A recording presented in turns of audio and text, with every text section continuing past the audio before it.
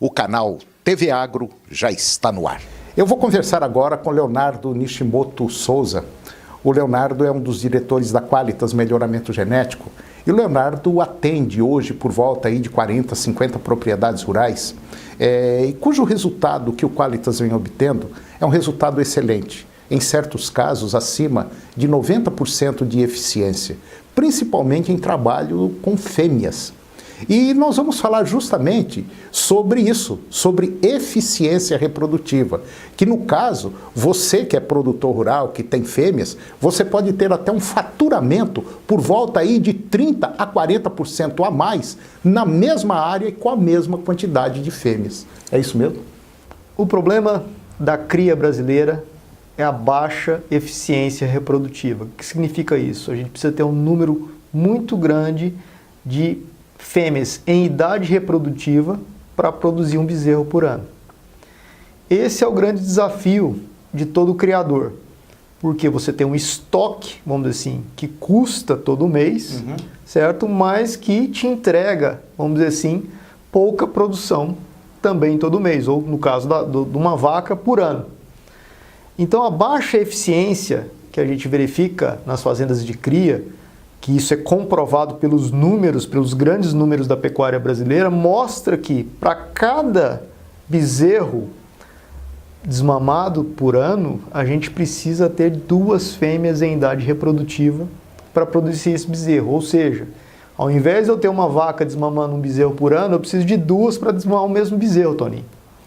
Então, esse é o gargalo que a gente enfrenta, que todo criador de bezerros enfrenta na sua propriedade. E por isso, inclusive, a cria é taxada, ou na verdade, na maioria das vezes, é a atividade mais mal remunerada dentro da produção de pecuária de corte brasileira. Agora, esse processo, ele tem como inverter isso aí, não tem? Quer dizer, nós temos condição hoje de você, quando chegar com uma fêmea, que normal hoje é por volta aí de 30 meses, você emprenhar pela primeira vez uma fêmea, quer dizer, nós temos condição tranquilamente de reverter esse processo, quer dizer, de passar a ser mais eficiente na produção de bezerros. Você tocou no ponto principal, Toninho. O grande problema da pecuária brasileira, se na parte de cria, é a elevada idade de entrada em reprodução. E nós temos tecnologia e temos genética, tecnologia nutricional e genética para iniciar a reprodução dessas fêmeas com 1 ano a 14 meses de idade. E isso tem um impacto absurdo no processo de produção. É isso que vai permitir, que vai fazer com que a gente aumente o faturamento de uma propriedade em até 40% sem modificar a quantidade de fêmeas do rebanho. Isso significa que nós vamos aumentando a eficiência do nosso rebanho de fêmeas, tornando elas produtivas e assim fazendo o que a gente faz? A gente diminui então aquelas fêmeas que não estão produzindo, esse percentual da fazenda, e incorporamos fêmeas que não estavam produzindo, elas passam a produzir um bezerro a mais na propriedade. E isso tem é isso que permite, vamos dizer assim, essa técnica permite então que você utilize com mais eficiência a sua área. Eu acho que resumindo tudo isso, seria mais ou menos o seguinte: se você emprenha uma fêmea pela primeira vez com 30, 32 meses e você passa a emprenhar essa fêmea com 14 meses, olha a distância que tem. É a metade da idade. É a metade da idade. Quando aquela lá chegar pela primeira vez, você já produziu um bezerro e ela está prenha de novo. Quer dizer, você vai dobrar a sua produção de animais na propriedade, na mesma área. Olha, com pouca coisa, não é muita coisa não. Perfeitamente, Toninho. Você matou assim, acertou na mosca, certo? Então, acho que é uma maneira de realmente mostrar, vamos assim, para todo mundo que a gente tem um espaço, vamos dizer assim, em termos de incremento de produtividade, que no caso, se a gente quiser ser competitivo e produzir realmente com maior, ter uma produtividade maior e ser para ser comparado, por exemplo, com países como os Estados Unidos e a Austrália, tá, que tem um rebanho muito menor que o nosso, mas com uma eficiência muito maior, só é possível se a gente realmente diminuir a idade de entrada em reprodução das fêmeas. Você falou em termos de Estados Unidos, Austrália. Agora, nós temos muito e ao mesmo tempo temos pouco. Exatamente, esse que é o problema. A gente tem, vamos dizer assim, o que a gente pode falar em termos de fêmeas, nós temos uma quantidade enorme de fábricas ineficientes. Ou seja, vamos dizer assim, com a metade das fábricas que a gente tem hoje, a gente poderia estar produzindo a mesma quantidade.